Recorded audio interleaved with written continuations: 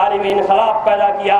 Medical college, engineering college, MBA, MCA, college of nursing of physiotherapy, nursing of pharmacy, school of nursing, ऐसे कई इदारे कायम करके तालीमी इनकलाब पैदा किया। फिर 1985 के अंदर NT रामाराव आए, कहा महाराज 1985 के अंदर कहा ना देशम तेलुगु देशम ना तेलुगु तल्ली, कहा वो तल्ली बिल्ली सो वही रखो महाराज। पहले मजलिस इत्तेहादुल मुस्लिमीन को 1975 में माइनॉरिटी फाइनेंस कॉर्पोरेशन दो, आज Andhra Pradesh minority finance corporation कायम हुआ। जिस वक्त 94 में असद साहब पहली बार रुकने पार्लियामेंट में रुकने असेंबली बनकर गए थे, 64 करोड़ आंध्र प्रदेश का बजट था, आज 1000 से ज्यादा करोड़ हो गया। माइनॉरिटी फाइनेंस कॉर्पोरेशन का 300 से ज्यादा करोड़ का फंड है। आज इतने बच्चों में बैठे हुए कई लोगों के घरों पर स्कॉलरशिप आ रही है, post matric scholarship, pre matric scholarship, fees reimbursement. Engineer को 30,700, MBA को 30,700 रुपये, जो काउंसलिंग में सेलेक्ट होकर आया उसको फीस आई क्या नहीं आई बताइए आप। बैंक के थ्रू आई उसके अकाउंट में। आज सालार में माशी इनकलाब पैदा किया, आज माशी इनकलाब पैदा किया सालार में। फिर 1986 के अंदर 1986 में दारुस्सलाम कोऑपरेटिव बैंक कायम किया। अरे 18 बैंक खोले थे ना। आज मजलिस के खिलाफ लड़ने वाले रातों रात 18 शटर गिर गए, सर में गोली लगाकर मर गए सज्जाद आगा। 121 बैंक कोऑपरेटिव चंद्रबाबू नायडू के दौरे इख्तियार तेलुगु देशम में गबन होकर मुसलमानों का पैसा डुबा दिया। आज अल्हम्दुलिल्लाह 1986 से लेकर आज तक 5 ब्रांचेस दारुस्सलाम के काम कर रहे हैं। शेड्यूल बैंक बन चुका है, ATMs आ चुके हैं आज दारुस्सलाम बैंक के। ये सालारे मिल्लत की ईमानदारी दियानतदारी का नतीजा है कि उन्होंने माशी इनकलाब पैदा किया। अरे आज बताओ मिल्लत इस्लामिया, आज सियासी इनकलाब सालारे मिल्लत ने हिंदुस्तान के अंदर पैदा किया। आज मजलिस इत्तेहादुल मुस्लिमीन के जैसा हेडक्वार्टर दारुस्सलाम बताओ उत्तर प्रदेश के अंदर है, 80 MP है, वहाँ सबसे बड़ी रियासत है, लेकिन कोई जमात नहीं, कोई क़यादत नहीं, कोई हेडक्वार्टर नहीं। आज दारुस्सलाम मुसलमानों के हिंदुस्तान का हेडक्वार्टर बन चुका है। आज फिर इसके बाद एक रुकन पार्लियामेंट इस्लामी ज़ैन के हामी आला तालीम याफ्ता जी से पार्लियामेंट थर्राता है, संसद रतन बैरिस्टर असदुद्दीन अवैसी। आज साबर कान असेंबली अकबरुद्दीन अवैसी कायद ऐवान assembly, 2 MLC, 45 corporator, mayor, deputy mayor. आज सियासी इनकलाब पैदा किया सालार में। हम जैसे नौजवानों को मौका दी जमात, आज हम काउंसिल में बात करते हैं, IAS IPS ऑफिसर थर्राते हैं। हमने पुराने शहर की तरक्की करप्शन पे बात की तो 3 ऑफिसर्स को भगा दिया IAS को, MT कृष्णा बाबू, समीर शर्मा, नवीन मित्तल चले गए, शकील महमूद यहाँ पर बैठे हुए हैं, गवाही देंगे। जब हम ठहरते हैं तो काउंसिल में बात करते हैं। सालार की तरबियत है कि डरना और घबराना नहीं मसाइल के लिए, अपनों से भी लड़ना पड़ा तो लड़ना। मिलादुन्नबी का महीना आया तो बिलाल और मैंने कहा कि मेरे साहब चंद्रबाबू नायडू 23 बार पुराने शहर का दौरा करें, चीफ मिनिस्टर थे खुद, आप भी आके पुराने शहर का दौरा कीजिए, साउथ जोन में मीटिंग लीजिए। हमारे पास मिलादुन्नबी के जलसे जुलूस होते हैं, लोग खाना खिलाते हैं, डेब्रिज के गाड़ियाँ दीजिए आप, जगह डक पर मिट्टी पड़ी हुई है। हमने अपनों से लड़ा क्योंकि सालार कहते थे कि हमारे हाथ दराज है, हुकूमत के गिरे वालों से खेलेंगे लेकिन अपने दामन के तार बेचने के लिए तैयार नहीं है। अरे हम अपनों से लड़ते हैं तो गैरों से क्या बात। जब मुफ्ती अशरफ अली साहब को बारकत से गिरफ्तार किया गया तो तमाम उलमा मशाइख आकर कहा सालार मुफ्ती साहब को मदरसे से उठा लिया गया, गुजरात को ले जाने का मंसूबा है, ISI का इल्जाम है, तमाम लोग परेशान हैं। सालार सबकी बात सुने, मुस्कुराए, कहा हजरात डरने और घबराने की जरूरत नहीं है। कानून क्या है? कानून मकड़ी का जाला है, कमजोर उलझ जाता है, ताकतवर तोड़ के निकल जाता है। मजलिस इत्तेहादुल मुस्लिमीन 4.5 लाख की लागत से गुजरात हाई कोर्ट में मुकदमा लड़ी। 3 महीने के अंदर मुफ्ती अशरफ अली साहब को जिंदा और सही सलामत लेकर मजलिस इत्तेहादुल मुस्लिमीन हैदराबाद को आई। अरे आप किधर चले आए भाई? कांच का बदन लेकर फतरों की बस्ती में तुम किधर चले आए? दिलजलों की बस्ती में खंजरों की झरकारें लोरियां सुनाती है, खंजरों की झरकारें लोरियां सुनाती है। हमने घर बना लिया है कातिलों की बस्ती में।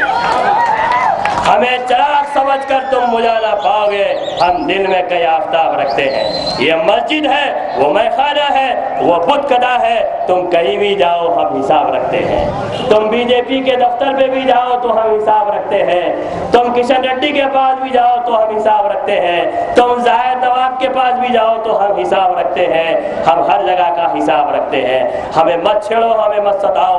बहुत लुट के आए ही कौम मुसलमान अब संभलना चाहती है, संवरना चाहती है। जबान तो खोल, नजर तो मिला, जवाब तो दे। जबान तो खोल, नजर तो मिला, जवाब तो दे। आखिर मैं कितनी बार लुटा हूँ, मुझे हिसाब तो दे। अरे आज मजलूम मिल्लत इस्लामिया के साथ खुदा ना खिलवाड़ मत करो। एक वाहिद उम्मीद की किरण है हिंदुस्तान के मुसलमानों के लिए, आसाम के मुसलमानों के लिए, महाराष्ट्र कर्नाटक के मुसलमानों के लिए, मुजफ्फरनगर के मुसलमानों के लिए, बिहार के मुसलमानों के लिए आज मजलिस इत्तेहाद मुस्लिमीन है। खुदारा हमको मत छेड़ो, तंजीम और जमात को मत डैमेज करो।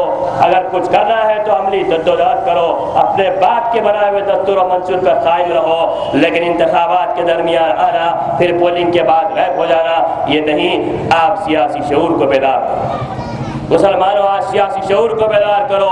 कैसा इनकलाब, कैसी तब्दीली आज हिंदुस्तान में आ रही देखो। आज तेलंगाना 12 बरस के अंदर केसीआर ने हासिल कर लिया। आज देखिए आप कैसा इनकलाब आया। आज हम 65 बरस से अपने हकूक के लिए तड़प रहे हैं, लेकिन अपन हासिल नहीं कर सक रहे हैं। हमको लड़ना पड़ेगा, हमको जद्दोजहद करना पड़ेगा, हमको जमात की कदर करना पड़ेगा, हमको जमात के साथ कायदीन की कदर करना पड़ेगा, सियासी जद्दोजहद करना पड़ेगा।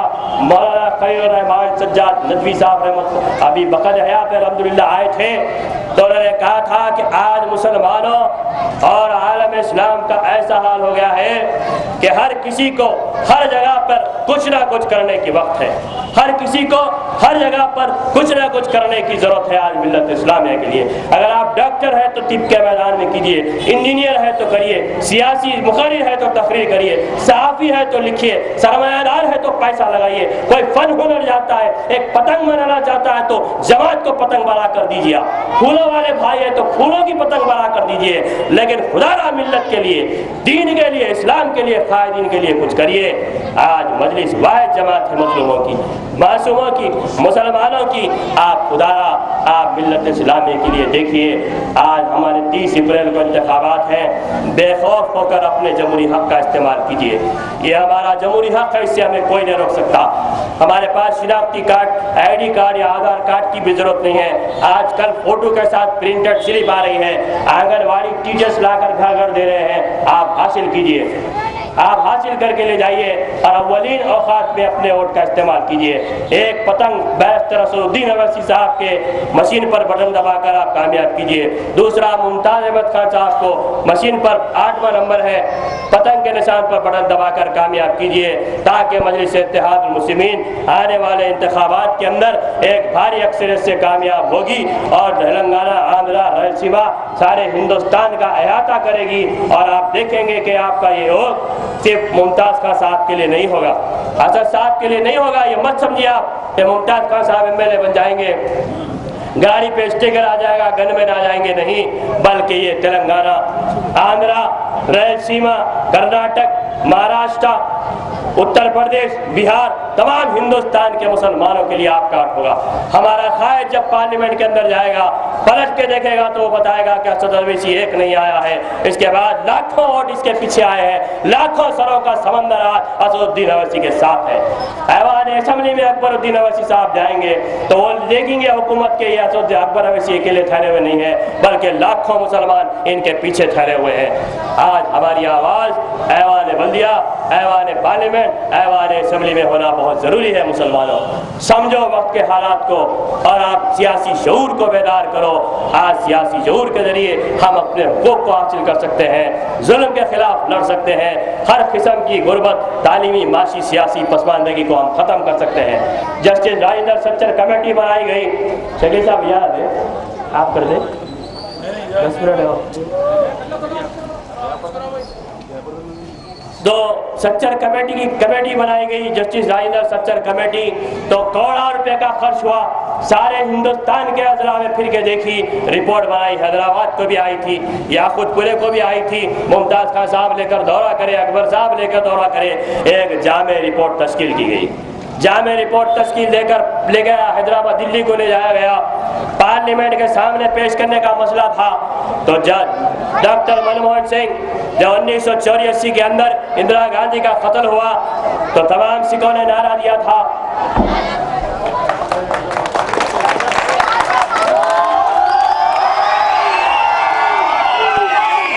तो तमाम आलाजात वालों ने नारा दिया था कि इंदिरा गांधी को कत्ल कर दिया गया है, मारो सरदार जी को जिसने मारा इंदिरा जी को। 1984 में दिल्ली में सिखों का कत्लेआम हुआ तो एक कमेटी बनाई गई थी, जस्टिस नानावती कमेटी। जब मनमोहन सिंह वजीर आजम बने तो उस कमेटी को सबसे पहले पार्लियामेंट में लाकर पेश किया कि ये अक़लियतों की कमेटी है सिखों की, इसको पार्लियामेंट में पेश किया जाए। जस्टिस नानावती कमीशन को पेश किया गया और सोनिया गांधी ने सिखों से माफी चाहा और मरने वालों के अफराद खानदान को 5-5 लाख का ऐलान किया। हिंदुस्तान की 65 वर्ष की तारीख में जस्टिस मनमोहन सिंह कमेटी की, जस्टिस नानावती कमीशन की रिपोर्ट के बाद अगर कोई रिपोर्ट पेश की गई तो जस्टिस राजेंद्र सच्चर कमेटी की रिपोर्ट बैरिस्टर असदुद्दीन अवैसी साहब की नुमाइंदगी पर पार्लियामेंट में पेश की गई। फिर उसके बाद पेश करके बताया गया कि मुसलमानों की तालीमी, माशी, सियासी पसमानदगी ये है।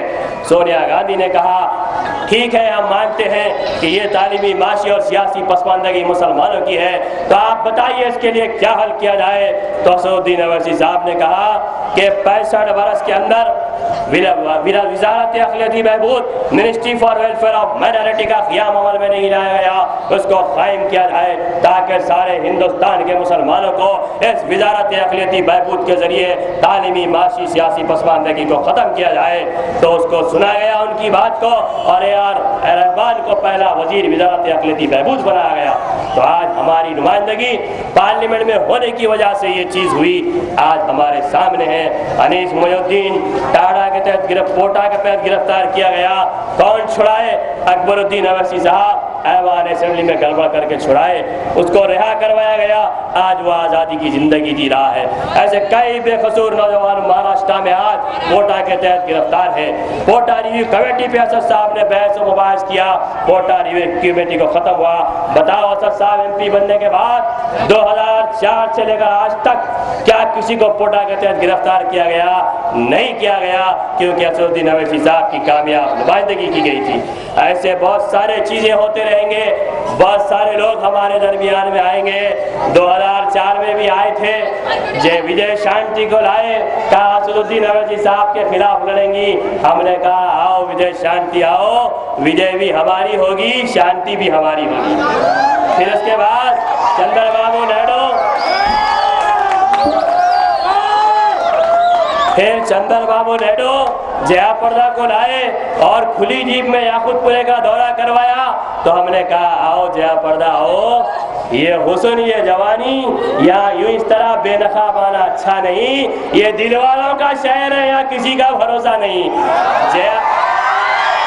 जयाप्रदा भी चले गई, ये शकील साहब ने ख्वाहिश की थी, ये जयाप्रदा भी जाकर रामपुर से इंतखाबात लड़ी, लेकिन असद साहब के खिलाफ कोई नहीं आए। तो बहरहाल ये बहुत ही सियासी शऊर बेदार हो चुका है मुसलमानों। इंटरनेट और व्हाट्सएप का ज़माना है, आपको शऊर बेदार करना पड़ेगा। दुनिया जानती है कि ऐसे जलसे वर्षों से कुछ नहीं होगा। दुनिया जानती है कि दिल्ली का मौसम, बम्बई का फैशन, हैदराबाद का इलेक्शन कब बदलने वाला है किसी को नहीं मालूम, किसी को नहीं मालूम है। अहमदुल्लाह खान खालिद, अपने भाई को बचा के रखना, क्योंकि मुंबई में एक मुहावरा है कि मुंबई में काम वाली भाई नहीं मिलती, कुंभ मेले में खोआ हुआ भाई नहीं मिलता। कहीं इलेक्शन में तुम्हारा भाई खो ना जाए, संभाल के रखना। 30 अप्रैल को मजलिस इत्तेहादुल मुस्लिमीन के एक उम्मीदवार को भारी अक्सरियत से कामयाब बनाइए, क़यादत की कदर कीजिए, जमात की कदर कीजिए। शुक्रिया, खुदा हाफिज़।